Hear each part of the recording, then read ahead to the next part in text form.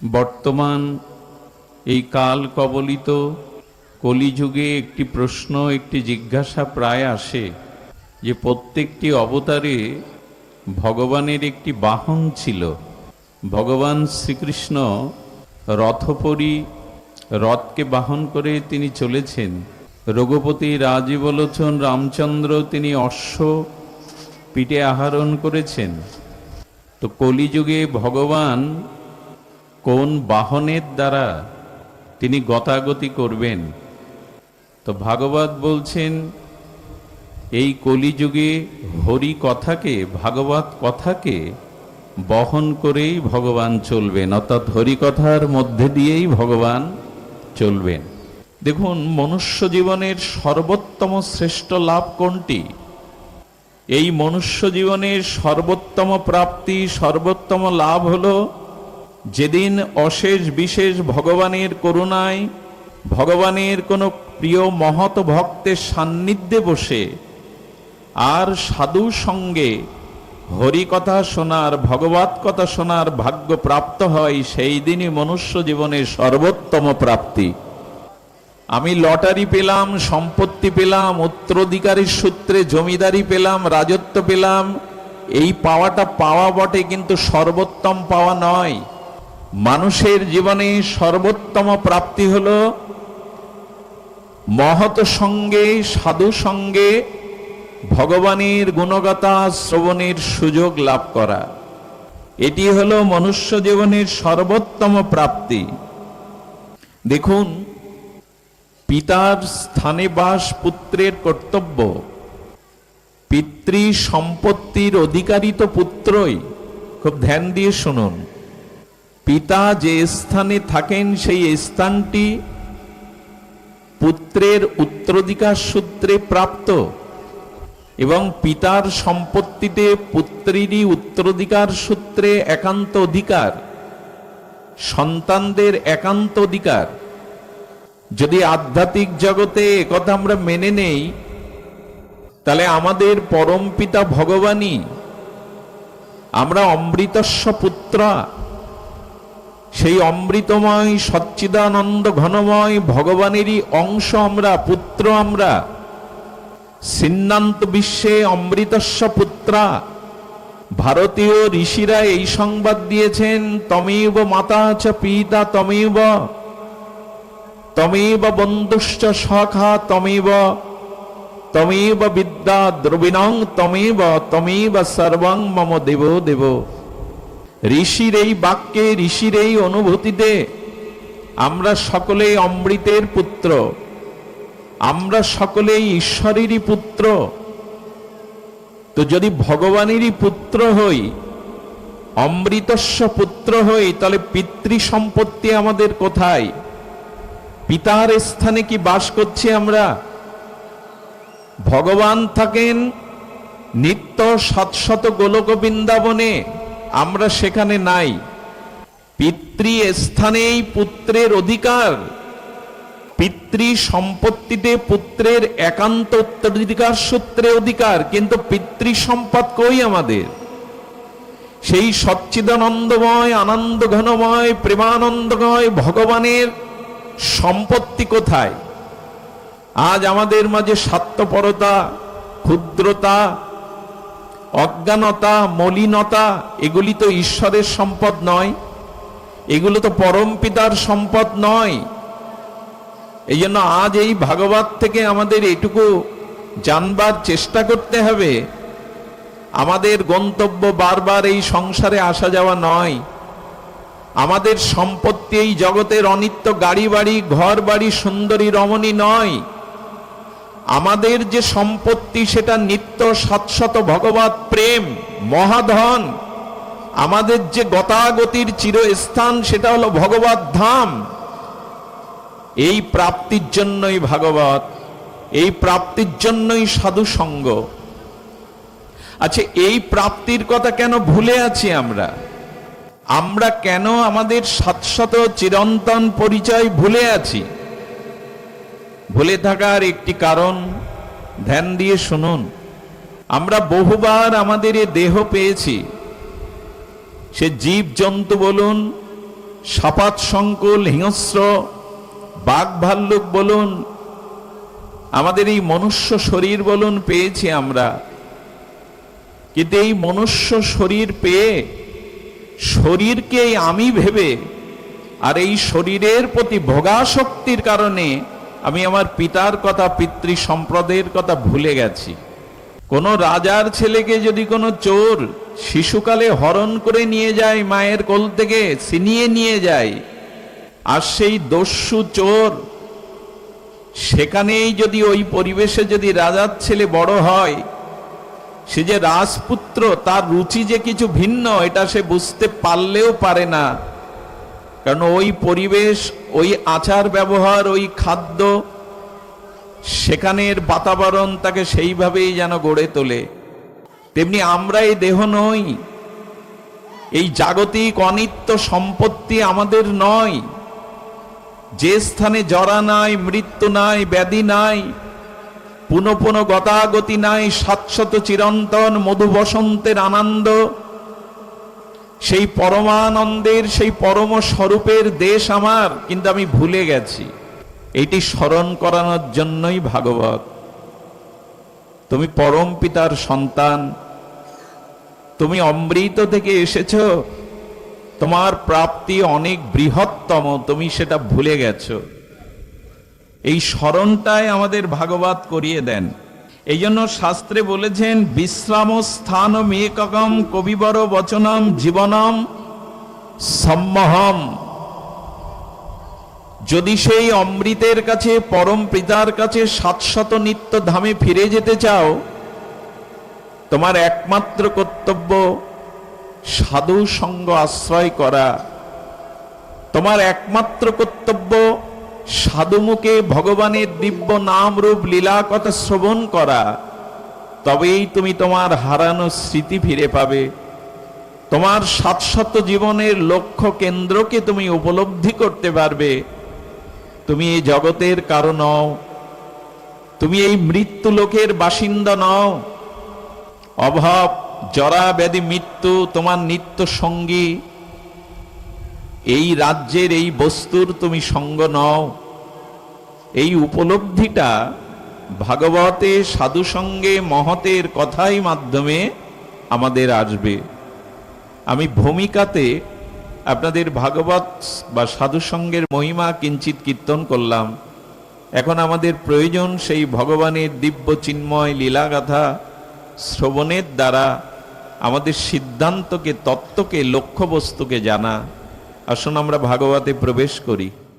ভাগবতে আমাদের প্রবেশ করতে হবে। প্রথমেই যেটি আমরা আস্বাদনের জন্য ব্রতী হব, সেটি হলো এই, আরাধ্য ভগবান ব্রজেশ তনয় স্তব্ধামাং শ্রীবৃন্দাবনাং রাম্যকাচিত উপাসনা ব্রজোদবর্গেন যা কল্পিতা। আনন্দ ঘন, প্রেমানন্দ ঘন, মধুময় আনন্দময় শ্রী আনন্দ নিকেতন শ্রীধাম বৃন্দাবনে। আর এই যুগল মাধুর্য উপাসনাই হলো আমাদের প্রকৃত উপাসনা। আর সেই উপাসনাকে জানিয়েছেন, জগতে প্রকাশ করেছেন ব্রজবধূ বর্গেন যা কল্পিতা। শ্রীধাম বৃন্দাবনের ব্রজবাসীগণ, ব্রজঙ্গনাগণ, গোপীগণ, তারা যেভাবে ভগবানকে উপাসনা করেছেন, এটাই সর্বোত্তম আমাদের উপাসনা পদ্ধতি। রাম্যকাচিত ব্রজ উপাসনা, ব্রজবধূ যা কল্পিতা। ব্রজবধূগণ, ব্রজবাসীগণ যেভাবে তাদের একান্ত মনোহর সুন্দর ব্রজ জীবন, নয়নের আনন্দবর্ধন, জীবনেরও জীবন, সেই গোবিন্দকে তারা যেভাবে অনুরাগে, প্রীতিতে আর সেবা ভাবনা দিয়ে উপাসনা করেছেন, ভজন করেছেন, সেটাই আমাদের পরম উপাসনা। আরাধ্য ভগবান ব্রজেশ তনয় স্তদ্ধামং শ্রীবৃন্দাবনম। রম্য, এই উপাসনা নিরস নয়, এ উপাসনার মধ্যে কঠোরতা নয়, আছে রসবাহ আনন্দ। এই জন্য আমরা আনন্দময়ের উপাসনা সরস নির্মল আনন্দ দিয়েই তা করতে হবে, যেটা ব্রজবধূগণ করেছেন। আমরা সেটি আনন্দ আস্বাদনে ব্রতী হব। দেখুন, প্রথমেই আপনাদের কালিয়া দমনের কথা বলি ব্রজে। এই কালিয়া দমন লীলাতে শ্রী গোবিন্দ যমুনার কালিয়া হ্রদে, সেই কালিয়া হ্রদের বিষময় জলে কালিয় নাগকে তিনি দমন করেছিলেন। সেই লীলাটি যদি আমরা আমাদের আজকের জীবনে প্রেক্ষাপটে জানি, তবে বলবো এইটুকু, আমাদের হৃদয় হলো বৃন্দাবন। শুনুন, আমাদের হৃদয় বৃন্দাবন, আর প্রত্যেক জীবের হৃদয় বৃন্দাবনে ভক্তির গঙ্গা বা ভক্তির যমুনা প্রবাহমান। কৃষ্ণ প্রেম স্বতঃসিদ্ধভাবে আমাদের হৃদয় বৃন্দাবনে আছে। কথাগুলিতে ধ্যান দিন, কোলাহল না করে। প্রত্যেকটি জীব হৃদয়ের মধ্যেই, প্রত্যেকটি জীব হৃদয়ের মধ্যে আমাদের ভক্তির যমুনা, প্রেমের যমুনা বইছে। নিত্য সিদ্ধ কৃষ্ণ প্রেম সাধ্য কবু নয়, এই মহাবাণীতে, চৈতন্য চরিতামৃতকারের এই মহাবাণীতে কৃষ্ণ প্রেম সাধনা করে পাওয়া যাবে না, কারণ স্বতঃসিদ্ধ আমাদের হৃদয়ে প্রেম যমুনা বইছে, প্রেমের গঙ্গা স্রোতস্বিনী বইছে। কিন্তু হৃদ বৃন্দাবনে প্রেম ও ভক্তির স্রোতস্বিনী যমুনার মাঝেও মাঝে মাঝে কালীয় নাগ জন্ম নেয়। কালীয় নাগ কে? এটাই হলো আমাদের কাম বা কামনা। আমাদের হৃদয়ে যেমন বৃন্দাবন আছে, এখানে যেমন প্রেম ভক্তির যমুনা আছে, সেই যমুনার মধ্যে আবার বহু ফনাধারী অনন্ত কাম এবং ক্রোধরূপ কামনা বাসনা আছে। এখন লক্ষ্য করুন, এই কামনা বাসনার বিষয়েই তো আমাদের জর্জরিত হচ্ছে আমরা। এত জরা ব্যাধি মৃত্যু অভিশাপ কেন আমাদের জীবনে? এর একটাই কারণ, সসুখ বাসনা, কাম ও বাসনা। এই যে কাম এবং কামনা, এটি বিষময় করে তুলেছে আমাদের ভক্তি গঙ্গাকে, ভক্তি যমুনাকে। একথা অস্বীকার করার উপায় নাই। ধ্যান দিয়ে শুনুন, কারো অঙ্গে যদি একটা বিষাক্ত কণ্টক বিদীর্ণ হয়, কাটা ফোটে, সমস্ত শরীরটি জড়ো জড়ো হয়।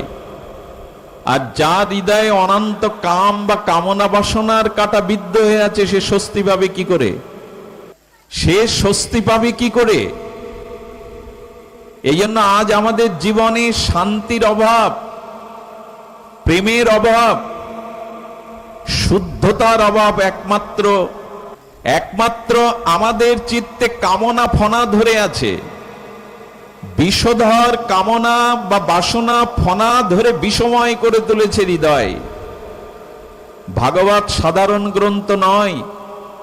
কৃষ্ণ দ্বৈপায়ন ভগবান বেদব্যাসের সমাধির স্তরের এইগুলি ভাষা। এই জন্য ভাগবতকে সকলে ধারণ করতে, ভাগবতের রস নিষ্কাশন করতে, ভাগবতের রসসাগরে নিজেকে নিমজ্জিত করতে সকলে পারে না। ভাগবত হলো সমাধি শাস্ত্র, সর্ববেদান্তের সার, সর্বব্রহ্মসূত্রের সারাৎসার। ভাগবতকে এভাবে বুঝতে হবে। কালীয় দমন লীলা শুধু একটি লীলা নয়, ভগবান সংকেত দিচ্ছেন আমাদের, তোমাদের হৃদয় আজ কামনা বাসনার বিষে জর্জরিত। আপনারা জানেন, যমুনার পুলিনে বৃন্দাবনের বনরাজি বৃক্ষগুলি মরে গিয়েছিল এই কালীয় নাগের বিষে। আমাদের জীবনে আজ সবুজতা নাই, আমাদের জীবনে আজ শান্তির ছায়া নাই, আমাদের জীবনে আজ আনন্দের কলকাকলি নাই। কারণ বৃক্ষ না থাকলে বাতাসও পাবো না, নির্মল বাতাবরণ পাবো না, পাখির কলকাকলি পাবো না। তেমন আমার এই হৃদয় যমুনাতে কামনা বাসনার বিষে জর্জরিত হয়ে সবুজতা চলে গেছে, আনন্দ চলে গেছে, সঙ্গীত সুধা চলে গেছে, চারিদিকে মরমর বিষ অবস্থা। এই তো জীবন। আচ্ছা, এর থেকে রক্ষা পেতে গেলে কি করতে হবে? এই কামনা থেকে, বাসনা থেকে রক্ষা পেতে গেলে একমাত্র উপায় হলো শ্রী ভগবানের শরণ নেওয়া। কালীয় নাগ দমন আর কেউ করেননি, স্বয়ং ভগবান করেছেন। আমি আপনাদের ছোট একটা কথা এই পরিসরে বলে রাখি। চিন্তা নামক এই মহাব্যাধিকে যদি কেউ জয় করতে চান, তাহলে আপনাদের আরেকটি চিন্তা মনে আনতে হবে। লোহা দিয়ে লোহাকে কাটতে হবে, চিন্তাকে চিন্তা দিয়েই কেটে ফেলতে হবে, ছেদন করতে হবে। এই আমাদের চিত্তে যে সাংসারিক চিন্তা, বাসনার চিন্তা, ভোগের চিন্তা, সসুখ দেহ আসক্তির চিন্তা, এই চিন্তাকে কাটতে গেলে আরেকটি চিন্তা আপনার হৃদয়ে আনতে হবে, সেটা ভগবানের চরণ চিন্তা। দুটোই চিন্তা, দুটোই চিন্তা, কিন্তু ভগবানের চিন্তাতে পারে আপনার চিত্তের চিন্তাকে ছেদন করতে। লোহা দিয়ে লোহা কাটতে হবে। যদি বলেন আমাদের বোকা পেয়েছো, ভগবানের চিন্তা করলে চিন্তা আমার জীবন থেকে সরে দাঁড়াবে, চিন্তা মুক্ত হতে পারবো বলে পারবেন। কারণ আপনি যে যে বিঘাতক, অন্তরায়, প্রতিকূল রোগ শোকের জন্য চিন্তা করছেন, রাজ ভয়, মৃত্যু ভয়, রোগের ভয়, পাপের ভয়, স্খলনের ভয়, পতনের ভয়, এই ভয়ের জন্যই তো চিন্তা। একমাত্র নির্ভয় স্থান, একমাত্র চিন্তারও চিন্তামণি স্বরূপ কেউ যদি গোবিন্দের চিন্তা, রাধারানীর চরণ চিন্তা করতে পারে, তার এই চিন্তা চলে যাবে। এই জন্য গোবিন্দের চরণে, রাধারানীর চরণে বিশেষ কটা চিহ্ন আছে। যদি কেউ দাবি করে আমি ভগবান, বুঝবার, জানবার, প্রমাণ করবার উপায় একটাই, স্বয়ং ভগবানের, সচ্চিদানন্দ ভগবানের চরণ কিছু চিহ্ন আছে। আপনি দাবি করলেই হবে না আমি ভগবান, ভগবান প্রমাণ হবে তার চরণ চিহ্নে। বিশেষ কিছু 49টি চিহ্ন আছে। সেই চিহ্নের মধ্যে কয়েকটি চিহ্ন হলো ছত্র, বজ্র, তার মধ্যে অঙ্কুশ, বিশেষ কিছু 49, অর্থাৎ 19টি চিহ্ন দক্ষিণ এবং বাম চরণে আছে। তার মধ্যে ছত্র একটি চিহ্ন ভগবানের শ্রীচরণে। ছত্র কেন? তুমি যদি সংসার তাপে, কামনা বাসনায় তাপিত হয়ে পড়ো, তবে আমার চরণ চিন্তা করো, আমি তোমায় শীতলতা দান করব, ছত্র ধরেই শীতলতা দান করব। তুমি রোগে, শোকে, ভয়ে, সংসারে ক্লান্ত, আমার চরণ শরণ নাও, আমি তোমাকে ছত্র ধরে শীতলতা দান করব। তুমি পাপের কারণে কষ্ট পাচ্ছ, রোগ শোক জরাব্যাধি ভুগছ, এই পাপ দূর করার উপায় একমাত্র ভগবানের চরণ চিন্তা। ভগবানের চরণে স্মরণ করলে, ভগবানের শ্রীচরণ চিন্তা করলে ওখানে বজ্র আছে। ভগবানের চরণ হলো কুসুমের থেকেও কমল। এই জগতে সব থেকে কমল পদ্ম, কারণ কমলা দেবী, লক্ষ্মী দেবী পদ্ম ফুলের উপরে আসীন বা বসেন। তো কমল দলের থেকে বেশি কমল কমলা দেবী লক্ষ্মী, আর লক্ষ্মীর শ্রীঅঙ্গে যে কমল তার থেকে আরো বেশি কমল লক্ষ্মীর করপল্লব পল্লব।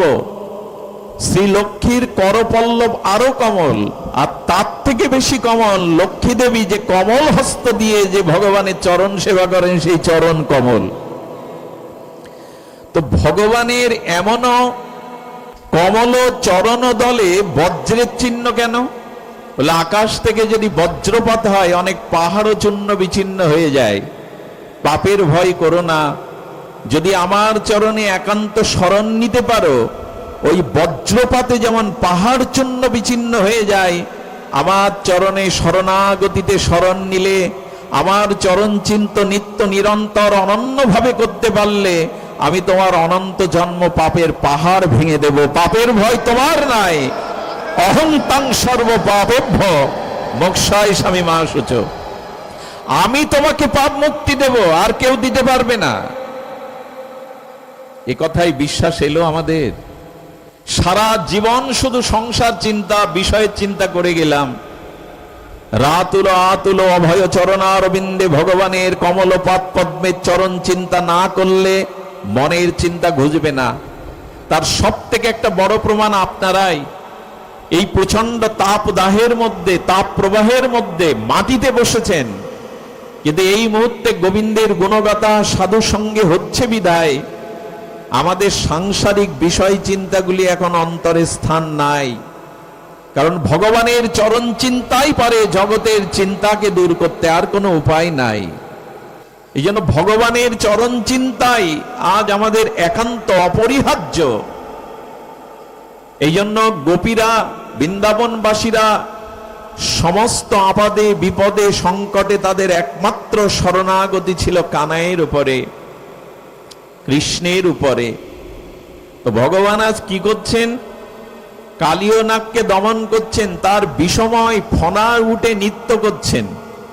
নটরাজ আজ মহানৃত্যে তিনি নিমগ্ন, অর্থাৎ ভগবানের চরণ চিন্তাই পারে এই বিষময় বিষধর কাম কামনা বাসনার মস্তককে দমন করতে। কি সংকেত দিচ্ছে ভগবান দেখুন, তার চরণ চিন্তা করলেই কেবল বাসনা কামনা দূরে যাবে। আমি একটু ছোট্ট প্রমাণ আপনাদের সামনে তুলে ধরি। কোন প্রতিষ্ঠিত অর্চা বিগ্রহ কোন মন্দিরে যান, শ্রীমন্দিরে গিয়ে যখন যুগল রাধা মাধব বা ভগবানের শ্রীবিগ্রহ দর্শন করেন, তো ভগবানের বিগ্রহ দর্শনে কারো কাম কামনা জাগে কি? জাগে না। তদুপরি ভগবানের চিন্তাটি যদি হৃদয়ে রাখতে পারেন, তো ভগবানের ওই চরণ প্রভাবেই বিষধর এই ফনাধারী কাম কামনা তখন দমিত হয়। আচ্ছা, একটা কথা চিন্তা করুন তো, খুব মার্মিক কথা, না শুনলে বঞ্চিত হব, কষ্ট পাবো। সেটি হলো, অগাসুরকে বধ করলেন কৃষ্ণ, বগাসুরকে বধ করলেন, কংসকে বধ করলেন, জরাসন্ধ শিশুপাল সবাইকে বধ করলেন, এমনকি পুতনাকেও বধ করলেন। কালীয় নাগকে ছেড়ে দিলেন কেন? কালীয় নাগকে নিধন করেছিল গোবিন্দ কেন? কারণ কি? এর কারণ আমাদের আচার্যগণ জানাচ্ছেন, কাম কামনাকে একেবারে তাদের পতন ঘটানো যায় না। কাম কামনা, আমাদের যে কাম থেকেই তো আমাদের জন্ম উৎপত্তি, কাম একেবারে আপনি নিধন করতে পারবেন না। ভগবান শিব মদনকে ভস্মীভূত করেছিলেন। কাকে ভস্মীভূত করেছিলেন? কামকে। কাম দেবতার নাম হলো মদন। তা তাকে ভস্মীভূত করে ভগবান শঙ্কর দেখলেন, আমি একটা ভুল করে বসেছি, আমি কামকে অতনু করে ফেলেছি, অর্থাৎ তার দেহকে পুড়িয়ে ফেলেছি, কিন্তু কাম না হলে তো সৃষ্টি সৃজন ক্রিয়া চলবে না। এই জন্য তিনি কামকে অতনু করে আবার সৃষ্টি করেছিলেন, বর দিয়েছিলেন যে তোমার মৃত্যু নাই। কাম কামনাকে মারতে যাবেন কেন? ভগবান কি বললেন কালীয় নাগকে? কি সংকেত দেখুন। কালীয় নাগকে বললেন, তুমি রমণক দ্বীপে যাও, ওই পবিত্র দ্বীপে যাও, এখানে আর থেকো না। এর সংকেত কি? কাম কামনাকে মারা যাবে না, কাম কামনার পতন ঘটানো যাবে না, কাম কামনাকে আপনি একেবারে নিষ্ক্রিয় করতে পারবেন না। উচিত হলো কাম কামনার দিকটা ঘুরিয়ে দেওয়া না।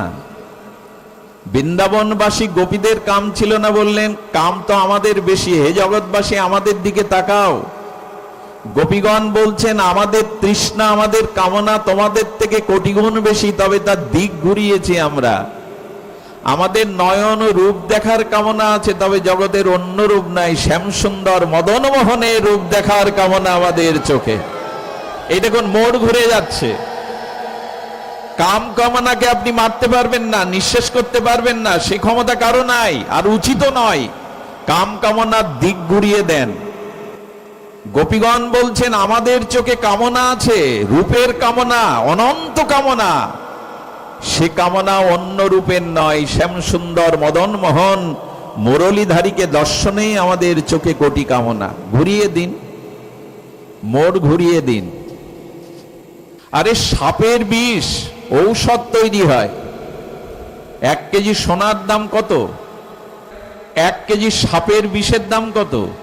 সোনার থেকে হীরার থেকেও দামি বেশি। তার কারণ কি? জীবনদায়ী অনেক ঔষধ তৈরি হয়। তো সাপের বিষ যদি গবেষণার দ্বারা জীবনদায়ী ঔষধ তৈরি হয়, তবে কামেরও দিক ঘুরিয়ে দিলে কাম ও প্রেমের রূপ নেয়। কাম মানে ইচ্ছা, কাম মানে বাসনা। তো সেই বাসনাটা ঘুরিয়ে দিন। চোখের যদি কোনো রূপের কামনা থাকে, এই জগতে শ্যাম সুন্দরের থেকে কারো রূপ আছে কি? রাধারানীর থেকে কারো রূপ আছে কি? ঘুরিয়ে দাও না মোর। বলে আমাদের কানে শ্রবণ রসের বাসনা আছে, গোপীগণ বলছেন। তো তো সেই শ্রবণ একমাত্র গোবিন্দের মুরলীর ধ্বনি শ্রবণ। আমরা কানে অন্য শ্রবণ রস আস্বাদন করি না, শ্যামসুন্দরের মুরলী কেবল। আচ্ছা, রাসমঞ্চে গোবিন্দ যখন শারদ পূর্ণিমায় বংশীতটে যমুনা পুলিনে সেই মহারাসের মুরলীর ধ্বনি করেছিলেন পঞ্চম তানে, বৃন্দাবনে আর কেউ শুনতে পায়নি। বলো, আর কারো কান তো বাঁশির দিকে ওভাবে ছিল না যতটা ছিল গোপীদের। খুলনা বেতারে আজ 9টায় আপনার কোনো আত্মীয় বংশী বাদন করবেন কি রবীন্দ্রসঙ্গীত গাইবেন, আপনি যদি অন্য সেন্টারে দিয়ে রাখেন, খুলনা কেন্দ্রে না দিয়ে অন্য সেন্টারে, বাঁশি বাজা বন্ধ হবে, কিন্তু আপনি শুনতে পাবেন না। তেমন গোপীদের মনটা গোবিন্দের বংশীধ্বনির জন্য তাদের কানের এইটা তাদের খোলা ছিল, খোলা থাকতো সব সময়। এই জন্য কানে যদি কোনো শ্রবণের পিপাসা থাকে, বাসনা থাকে, ভগবানের নাম হরিকথা শোনার বাসনা জাগাও। এভাবে কামটাকে দিগদর্শন করে গোবিন্দ ঘুরিয়ে দিচ্ছেন। খুব মার্মিক কথা। কামকে এই জন্য কালীয়নাগকে গোবিন্দ দমন করেছেন, বিনাশ করেননি। কামকে বিনাশ করতে নাই, কামকে বিনাশ করা যায় না। কামকে মোড় ঘুরিয়ে দিতে হয়, রমণক দিকে যাও, ওই পবিত্র দ্বীপে গিয়ে বাস করো, আর ভয় নেই। কাম যদি ভগবানের দিকে যায়, কাম কৃষ্ণ আরাধনে, কাম মানে ইচ্ছা, কাম মানে ভোগ বাসনা, তো সেই ভোগ বাসনা যদি ভগবানের কর্মার্পণে অর্থাৎ ভগবত ভজনের দিকে কামনাটা চলে যায়, ইচ্ছাটা চলে যায়। ক্রোধ ভক্তদ্বেষী জনে ক্রোধ দরকার। ক্রোধকে আগুনের সাথে তুলনা করা হয়। ঘরে আগুন না জ্বললে জীবন চলবে? তো ঘর চালাই তো আগুন, সকালে উঠেই তো আগুনের প্রয়োজন। আগুনটা রন্ধনের উনানের মধ্যেই সীমাবদ্ধ রাখুন, ওর বাইরে গেলে কিন্তু ঘর পুড়িয়ে দেবে। তেমনি ক্রোধটা দরকার, ক্রোধটা নিজের কুস্বভাবের প্রতি রাখুন। বোঝা গেল? নিজের যে কু অভ্যাস তার প্রতি ক্রোধ করুন না। আরে মোবাইলে আমরা ভালো ভালো ছবি ছেড়ে দেই, স্বামী স্ত্রী সুন্দর ছবির দৃশ্য। আমি কোন বর্ষণাতে গেছি, বৃন্দাবনে গেছি, কোন মহতের কাছে গিয়ে সেলফি তুলেছি, এগুলো না পাঠিয়ে আপনার যে কুকর্ম কুকীর্তি এইগুলো একটু প্রচার করুন না, তাতে সংশোধন আসবে। আমরা প্রচার করি ভালোটা। ক্রোধ যদি দেখাতেই হয়, আমি বেলা 9টায় উঠি, ভগবানের ভজন করি না, ওই অলসতার প্রতি ক্রোধটা দেখান না। ক্ষমতা আছে বলে যাত্রার প্রতি, দুর্বলের প্রতি ক্রোধ দেখাবেন, এটি ক্রোধের জায়গা নয়। এই ক্রোধ একদিন আপনাকে ধ্বংস করবে। আজকে যাকে ক্রোধ করছেন, একদিন সেই ক্রোধ আপনার কাছে ফিরে আসবে। ক্রোধটা নিজের খারাপ স্বভাবের প্রতি করুন। ভজন করতে পারছি না, আমি ঈশ্বরের গুণকীর্তন করতে পারছি না, সেই কুস্বভাবের প্রতি, অলসতার প্রতি ক্রোধ করুন। ক্রোধের জায়গা হলো আর ভক্ত বিদ্বেষীর প্রতি, যারা বৈষ্ণব নিন্দা করে, যারা শ্রীগুরু নিন্দা করে, এই বৈষ্ণব বিদ্বেষীর প্রতি ক্রোধ দেখান। সুধীজন, এই জন্য কাম ক্রোধটাকে, আর লোভ, লোভ তো প্রয়োজন। লোভ সাধু সঙ্গে হরি কথায়। ঠাকুর নরোত্তম প্রেম ভক্তির মহারাজ আমাদের কাম ক্রোধ লোভের দিক ঘুরিয়ে দিচ্ছেন।